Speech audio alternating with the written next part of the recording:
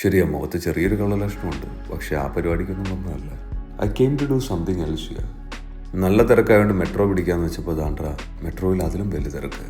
പുറത്തിറങ്ങി ട്രാഫിക് കണ്ടപ്പോൾ I took a വാക്ക്. അപ്പോഴാണ് ദാണ്ട്ര നമ്മുടെ nostalgia. I use to come here to play football with my cousins. Anyway fuck it, I took a walk again. നടന്ന് നല്ല വെയിലായതുകൊണ്ട് കുടയൊന്ന് ചൂടി. നമ്മുടെ സ്ഥലം എത്തിയോന്ന് ചോദിച്ചാൽ ദാ എത്തി. The K7 studios. By the way, I am not a dubbing artist. ഈ ചെയ്യുന്നത് മൊത്തം നമ്മുടെ പിള്ളേരുടെ കേട്ടോ. എനിവേ ഡബ്ബിങ് തുടങ്ങിയിട്ടുണ്ട്.